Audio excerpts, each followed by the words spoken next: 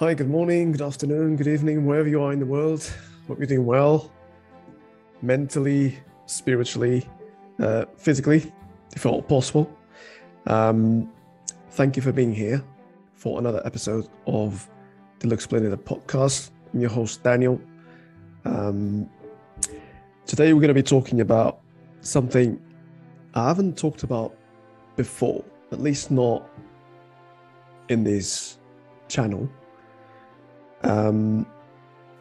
And something that obviously a lot of spiritual people are aware of, but many others are not, or they don't really care about.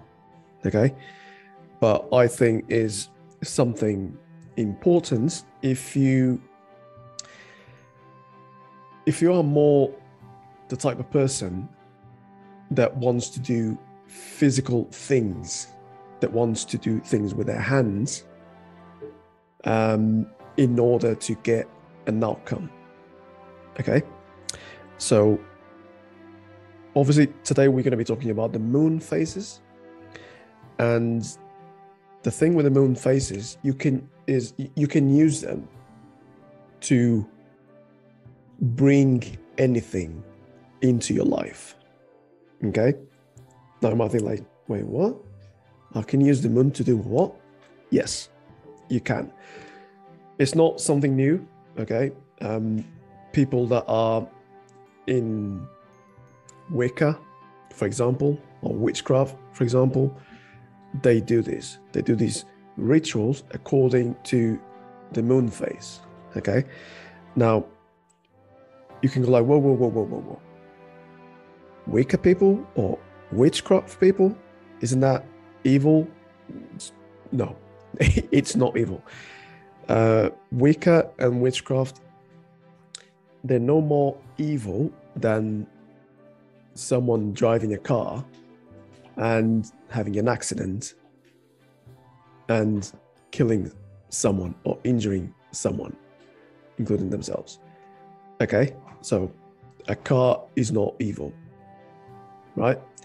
Wicca and witchcraft are not something evil. But I'm not talking about just Wicca and witchcraft. I'm talking about doing some rituals for yourself or for other people, okay? And you don't need to be into Wicca or witchcraft to do these rituals, okay? You can, if you want to learn more about Wicca and witchcraft, fine, you can do that. There's no problem at all. It's actually great. I love the whole Wicca belief. I think it's amazing. Okay, witchcraft as well. I think it's amazing. The thing is, obviously, when you're doing a ritual, whatever that is, you need to be aware. What are you doing it for? Are you doing it to help yourself, to help other people? Or are you doing it to harm other people? Because if you are doing it to harm other people, you must understand that that energy will come back to you at one point. Okay? It might not be exactly in the way that you put it out as, but it might come back to you. Or, I mean, it will come back to you. That's for sure. That's karma, okay? So the energy you put out is going to come back in, okay? So just be aware of that. So let's go straight into the moon phases. As you know, or if you don't know, there are 4 moon phases, okay? You've got the new moon, you've got the waxing moon, you've got the full moon, and you've got the waning moon. Now, the new moon is when you can't see the moon at all. It's just dark, okay? That's the new moon. And with the new moon come new beginnings, new relationships, whatever relationships they are. Could be romantic relationships, it could be partnership, relationships. It's very open out there. Okay. New adventures. Okay. It's also the best time for you to put out intentions. Okay. So if there's something that you want to change in your life, you can use the new moon to put out an intention or intentions. Okay. Positive changes, with the new moon, is like it's new. So starting fresh. Okay. So if you want a positive change in your life, whatever situation it might be in, using or doing a ritual in the new moon phase is the best thing to do. Okay.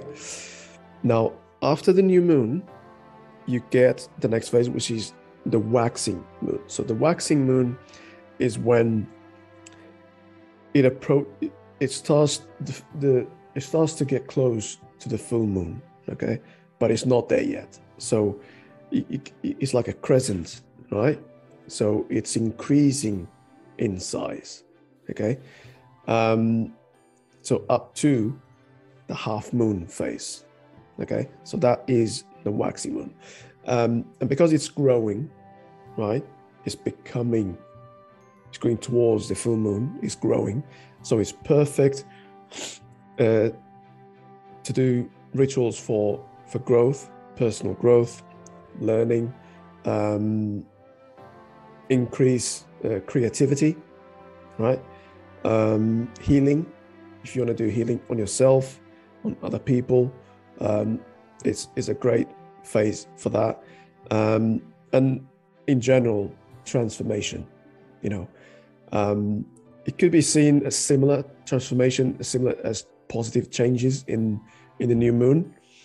But here is where you see things growing and actually going forward. Do you know what I mean?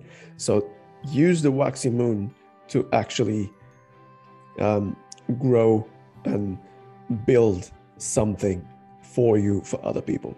Okay.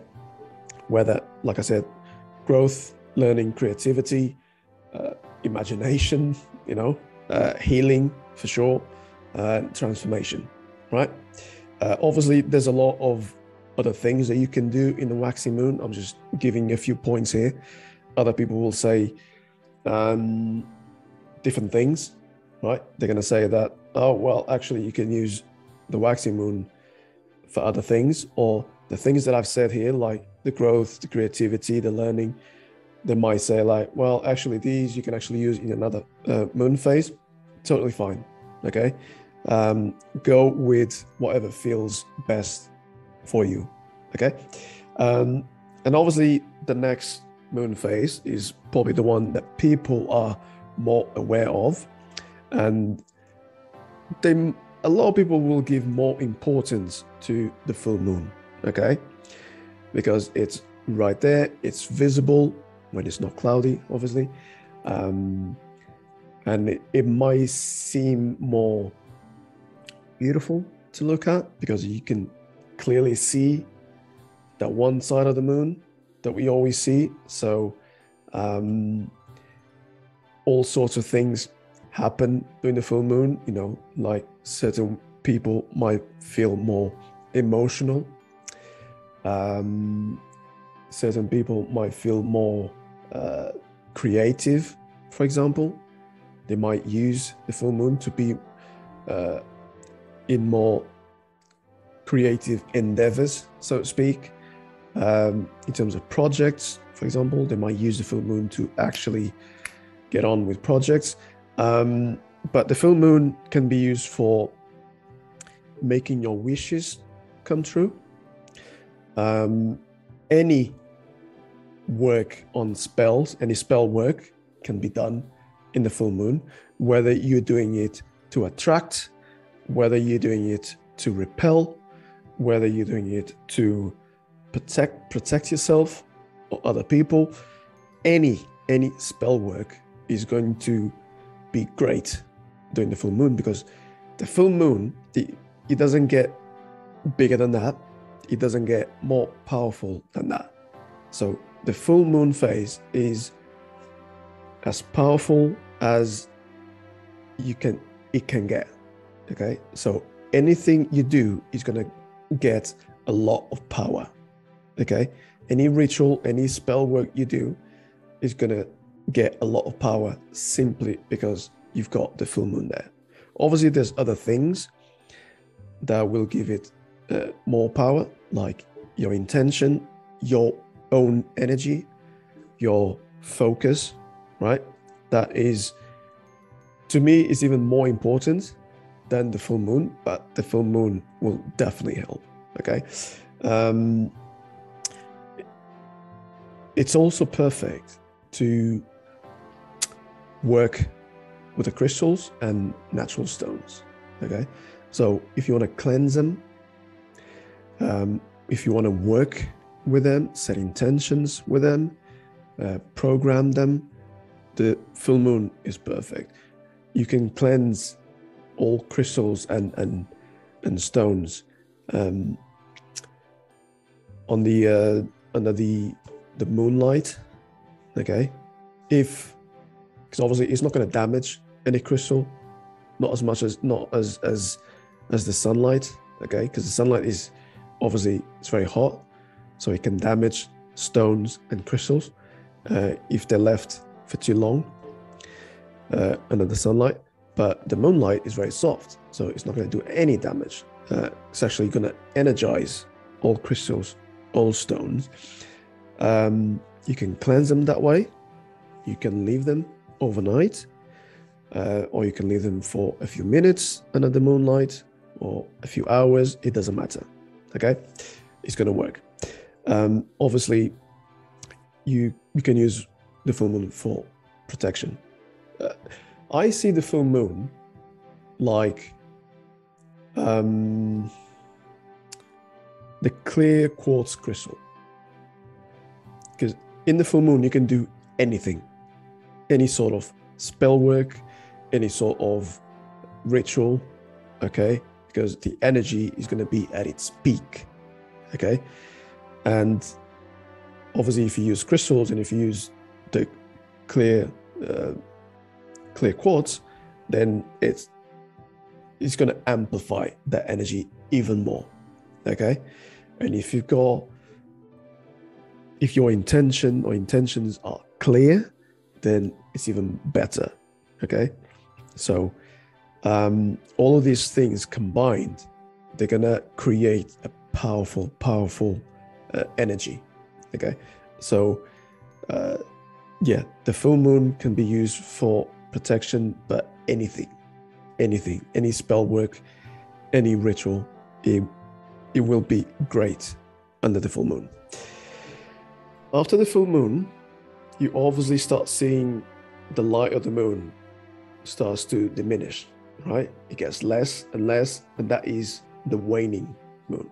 So you'll see the full moon can last up to 2-3 days.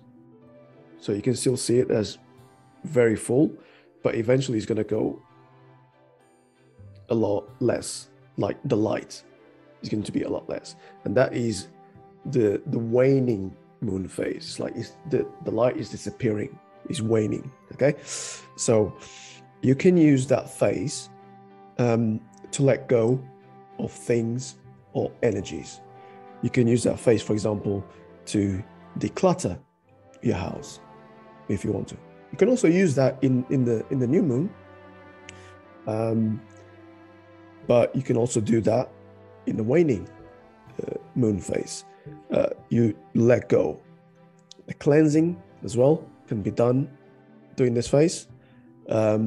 Cleaning, like I said, can be done in this phase because you're making way for the next phase, which is the new moon, a new beginning, a new chapter. So that's why you clean, you cleanse, you release things. You can use this moon phase to release whatever you want to release, whether it is a physical thing, whether it is a feeling, an emotion, a thought, whatever that is, a pattern, okay, you can use the waning moon phase to let that go, to release that, okay?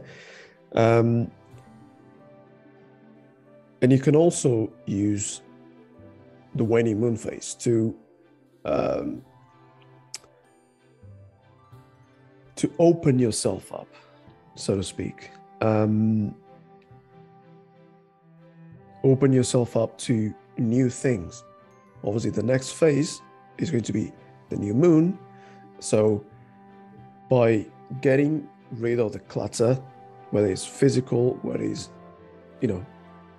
energetic, whatever that is, you get rid of all that, what you don't need, you clean, you cleanse the space, yourself, your energies, and you get yourself open up.